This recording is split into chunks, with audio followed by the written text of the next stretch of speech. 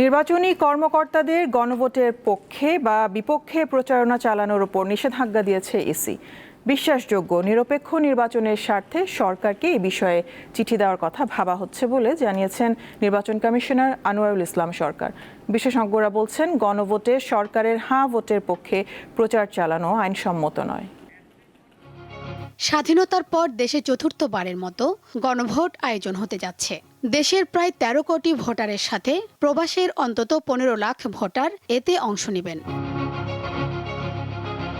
আসন্ন ত্রয়োদশ জাতীয় সংসদ নির্বাচনের দিন ১২ ফেব্রুয়ারি এই গণভোটের আয়োজন করা হবে জুলাই সনদের সংস্কার প্রস্তাব বাস্তবায়নে জনগণের মতামত নিতে।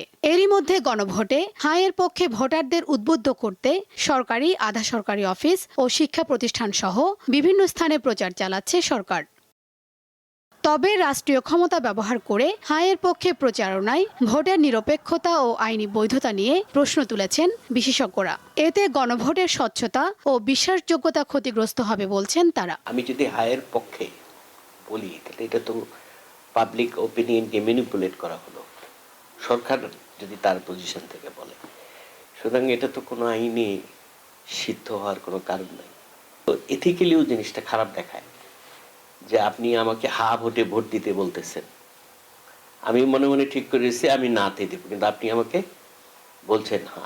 সরকারি কর্মকর্তাদের হাঁ ভোটের পক্ষে প্রচার চালাতে সরকারের নির্দেশ দেয়াকে ঘিরে বিতর্কের পর নির্বাচন কমিশন বলছে, নির্বাচনী কাজে জড়িত কর্মকর্তাদের গণভোটে হাঁ কিংবা নায়ের পক্ষ নেওয়ার সুযোগ নেই। নির্বাচন অবাধ, সুষ্ঠু, নিরপেক্ষ করার জন্য নির্বাচনের দায়িত্বে নিয়োজিত কোনো কর্মকর্তা কারোর পক্ষে কাজ করবে না।